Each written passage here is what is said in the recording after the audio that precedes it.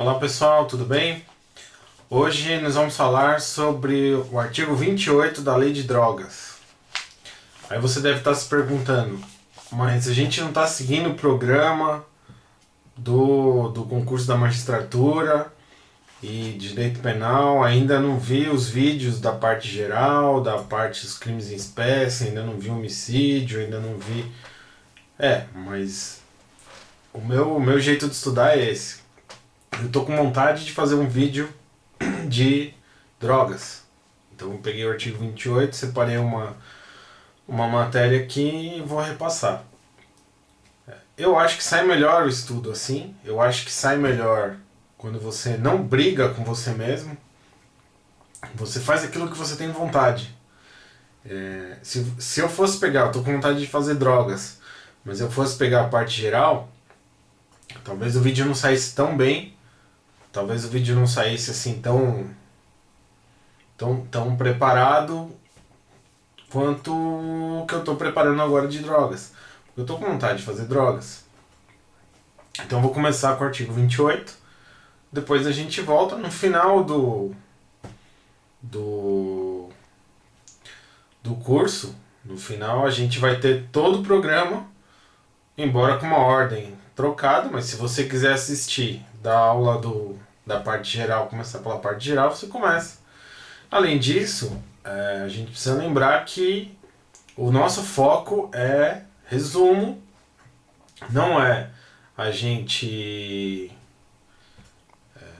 estudar a matéria, não é a gente esgotar o assunto, é a gente lembrar, fazer um resuminho para a gente lembrar o que é mais importante. Para isso, eu estou pressupondo que você que está me ouvindo já tem uma bagagem, já sabe do que eu estou falando. Eu vou falar aqui, por exemplo, de prescrição, artigo 109 do Código Penal. Se você não sabe o que é isso, vai dar uma olhada. Mas a ideia é o pressuposto que você já sabe, né? Então por isso que eu vou meio que atropelar esse assunto, porque agora não é o momento de falar dele. Mas não tem problema, não sei o que é prescrição, não sei o que é o artigo 109. Então dá uma parada, vai dar uma pesquisada, pega uma doutrina e volta para assistir. Tá bom? Para comentar o tema de hoje, eu estou usando este livro aqui, Renato Brasileiro, Legislação Especial Criminal Comentada, a parte de drogas. No vídeo de hoje eu vou falar só do 28, porque ia ficar um vídeo muito grande eu falar da parte toda de drogas, do 33, das associações, do maquinário. Então hoje é só 28. Embora o item 14 do edital, a parte de drogas, seja só um quesitozinho dentro do item 14, do ponto 14.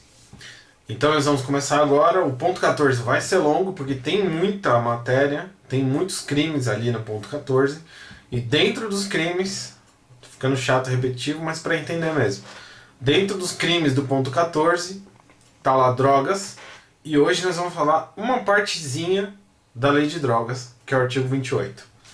Certo? Vamos começar então. O artigo 28 é tratado como crime de uso pessoal de drogas. Mas a gente precisa primeiro ter a noção de que o uso em si não é criminalizado, mas é o porte,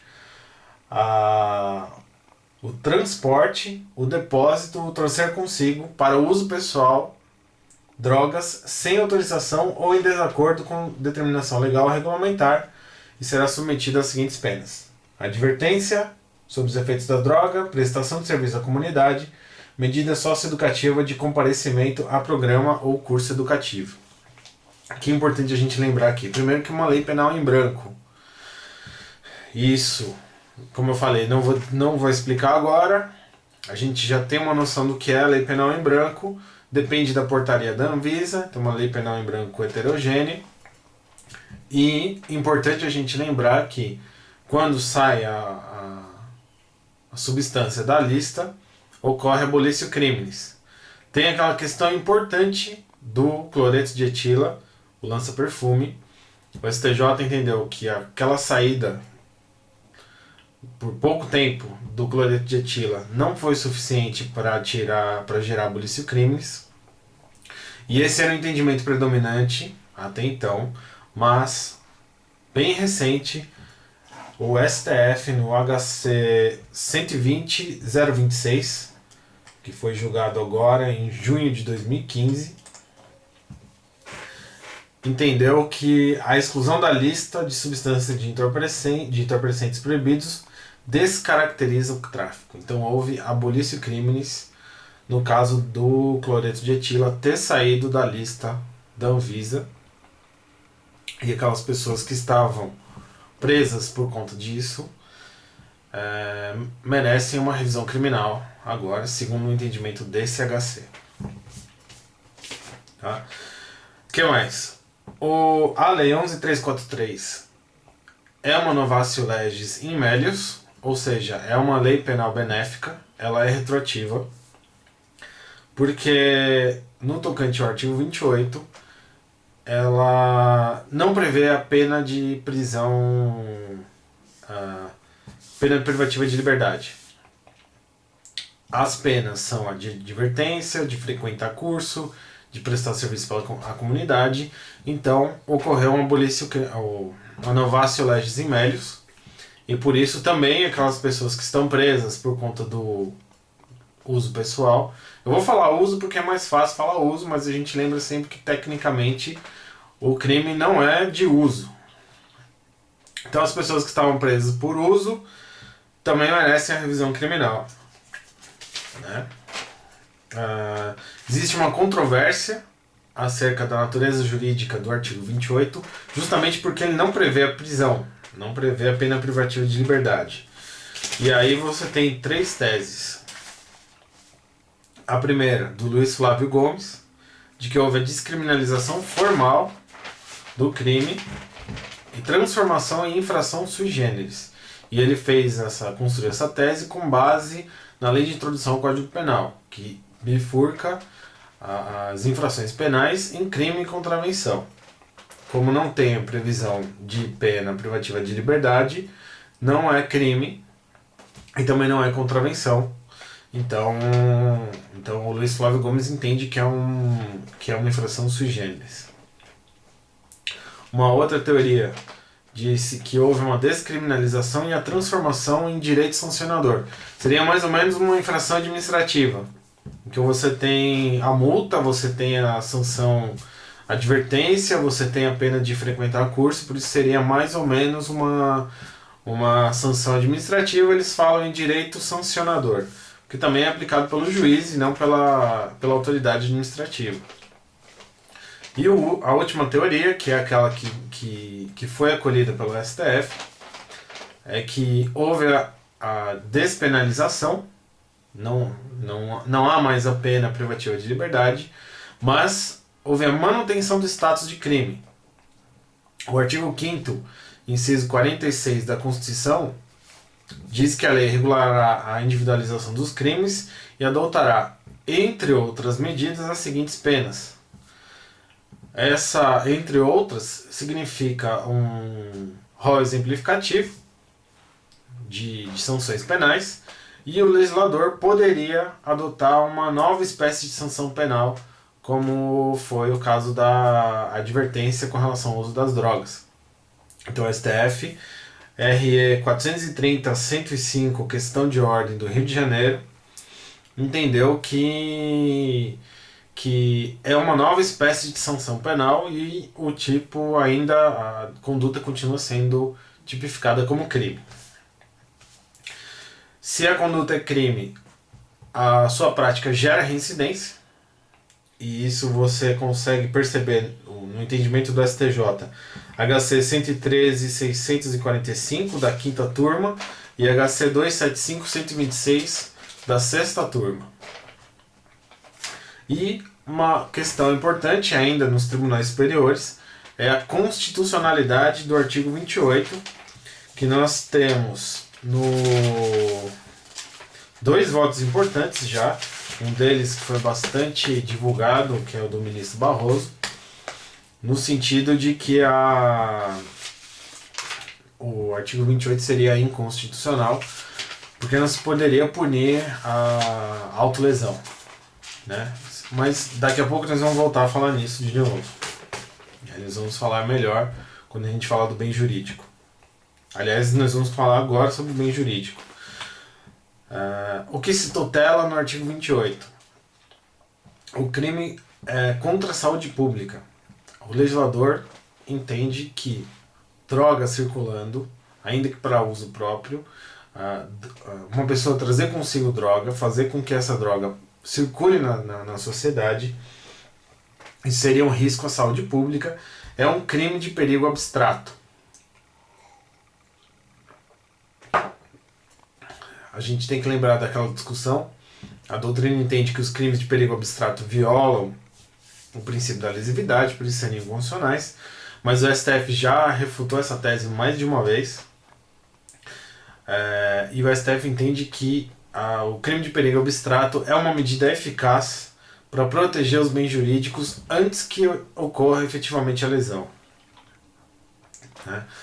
E, ainda nesse tema, o princípio da insignificância. Aplica ou não aplica na lei no artigo 28 da Lei 11.343. Existem julgados nos dois sentidos. Vem predominando de que não se aplica. Tem o STF, a posição do STF no HC 102.940 e a posição do STJ no HC 158.955. Entende-se que a pequena quantidade de droga que o agente trazia consigo, ou que o agente consumia, ou que o agente, enfim, na prática do artigo 28, não é suficiente para afastar a tipicidade da conduta, porque a quantidade de droga é uma questão elementar do tipo que justamente descaracteriza o tráfico. Então é um pressuposto do artigo 28 que a quantidade seja pequena, e por ela ser pequena não dá para aplicar o princípio da insignificância. Mas o STF, num julgamento mais recente, isso em 2012, entendeu aplicável o princípio da insignificância. Era uma pessoa que portava 0,9 ou 0,6, não me lembro agora, gramas de maconha. HC 110.475 da primeira turma. Então o STF entendeu aplicável o princípio da insignificância. E o artigo 28, a constitucionalidade do artigo 28. Agora nós vamos enfrentar de vez essa questão. Existem questionamentos da doutrina com relação ao princípio da lesividade e da transcendentalidade, ou seja, a violação ao bem jurídico tem que se dar a um outro bem jurídico de outra pessoa, o direito penal não pode punir a autolesão. E em sentido contrário, foi o posicionamento do Procurador-Geral da República naquela repercussão geral, é o RE 635659, o entendimento de que o bem jurídico é saúde pública, com vítima difusa. Significa que circulando a droga não tem uma vítima específica, é uma vítima difusa, e por isso não se fala em autolesão, não se fala em ausência de transcendentalidade, porque o crime é vago, não tem vítima específica. O STF ainda não terminou de julgar, está 2-0 a favor da constitucionalidade, da inconstitucionalidade do artigo 28. Vamos esperar mais um pouco para ver o que acontece. Aí quando tiver atualização a gente comenta aqui embaixo nos comentários. Sujeitos do crime. Sujeito ativo qualquer pessoa e sujeito passivo a coletividade. Como é o entendimento que vem predominando. Lembre sempre que isso pode mudar dependendo do julgamento dessa repercussão geral. E as condutas típicas são adquirir, guardar, ter em depósito, trazer consigo e transportar. Adquirir tem aquela questão da desnecessidade de tradição, basta um acerto de vontades, um acordo entre o preço, a entrega, o objeto. E esse foi o entendimento do STJ, HC 212.528, informativo 569. A pessoa negociou drogas pelo telefone e aquilo ali não foi considerado tentativa, foi considerado um crime consumado, porque bastaria o acordo de vontades no sentido de transacionar a droga. Lembrando que isso não precisa ser oneroso, pode ser gratuito, pode ser uma doação, não depende de pagamento à vista, pode ser qualquer forma de pagamento, pode ser a prazo, pode ser parcelado, pode ser em cheque, não importa. O verbo núcleo do tipo aqui é adquirir.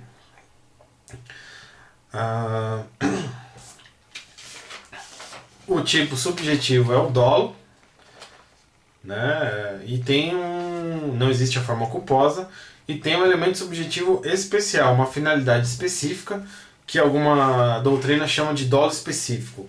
É o para consumo pessoal.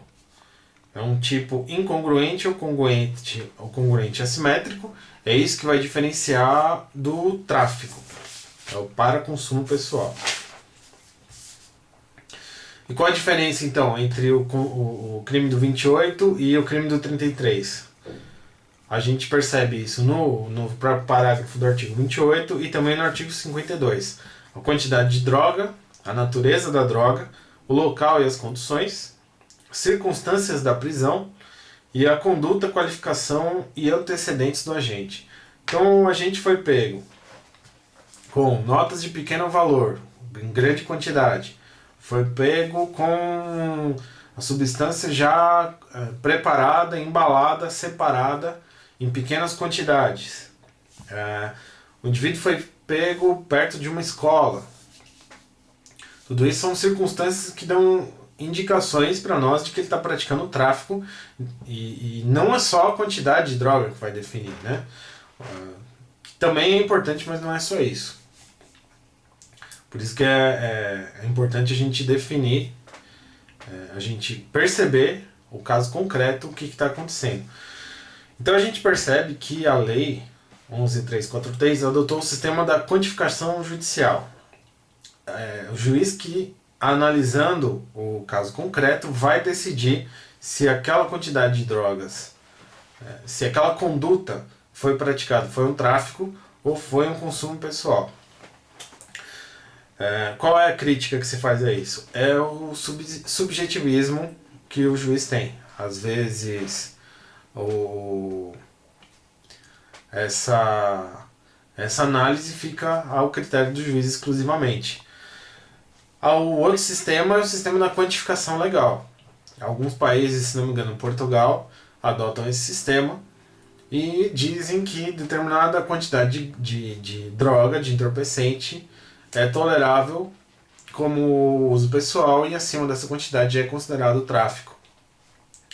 Então, por exemplo, o legislador define que 10 gramas de entorpecente até 10 gramas é considerado o crime do artigo 28 do uso pessoal, e acima disso é considerado tráfico, independentemente das condições. Isso torna a análise da conduta mais objetiva, mas vai gerar um problema de política criminal, que é o caso do avião, que é a pessoa que faz a entrega das drogas, acabar utilizando pequenas quantidades para poder fazer as entregas. Então ele vai várias vezes levar pequenas quantidades até conseguir juntar aquela quantidade maior. E aí, se ele for pego, ele alega que ele é usuário, e aí ele está dentro da margem de tolerância da lei. Então, por política criminal, o legislador preferiu adotar o sistema da quantificação judicial. E a gente ainda pode notar um elemento normativo do tipo, que é sem autorização ou em desacordo com determinação legal ou regulamentar.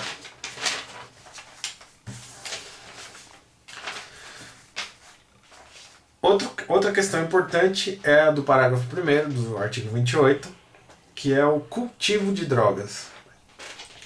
Na lei 6368, a lei antiga, a gente tinha 3 correntes sobre isso. Se havia a prática do crime de tráfico, se havia o porte para uso próprio ou se a questão era típica. Essa última é uma corrente minoritária. O artigo 28, parágrafo 1º, resolveu a questão e definiu isso como uma conduta típica. E em relação às correntes majoritárias anteriores, acabou se revelando uma lei penal mais benéfica, porque não pune mais com a prisão. Então a pessoa tem em sua casa um vasinho com uma planta de maconha,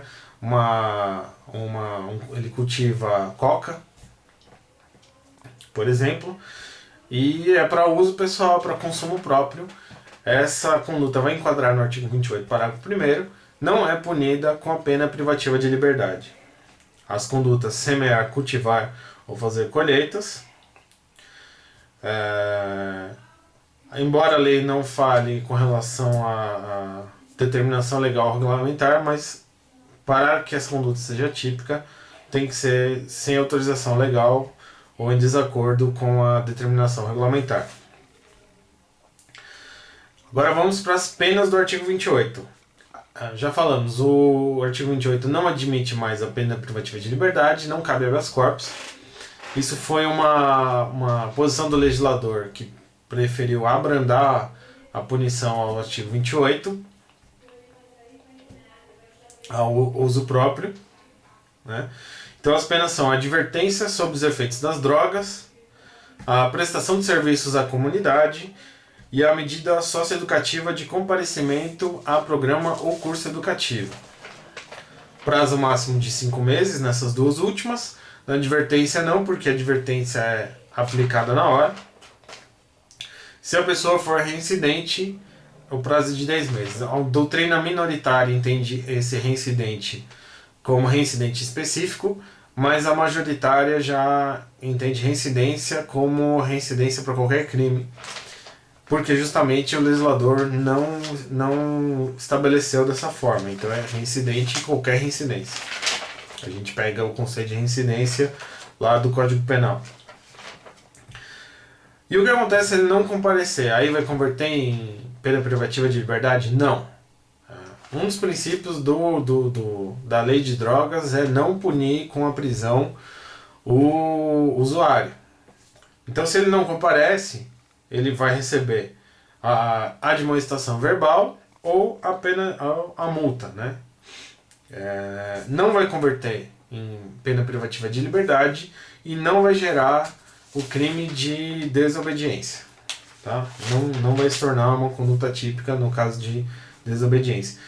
E a última questão importante que a gente precisa lembrar é a prescrição dessas penas. Se não é prevista a pena privativa de liberdade, como que a gente faz para calcular a prescrição dessas penas? O artigo 30 da Lei 11.343 já diz que o prazo é de 2 anos e tem que se observar o artigo 107 do Código Penal. Só que o artigo 107 do Código Penal não vai trazer todo o sistema da prescrição. Por isso a doutrina entende que não é só o 107, mas é toda a parte prescricional do Código Penal. Então o prazo fica sendo 2 anos, mais as questões do Código Penal, da parte geral do Código Penal de prescrição. Então, por exemplo, se o autor do crime for menor de idade, menor de 21 anos, né? A redução da prescrição por conta da menoridade. A gente tem que lembrar da questão da menoridade no Código Penal, 21 até 18, porque a punibilidade é a partir dos 18 anos, né? Antes disso ele entra no ECA. Então, se o agente for menor na data do crime, for aplicável a questão da menoridade, o prazo diminui pela metade. Então ele acaba sendo 1 ano. Certo? Então é isso aí. Terminamos o artigo 28. Próximo vídeo nós vamos falar sobre o artigo 33. Tá legal? Bom estudo. Até mais.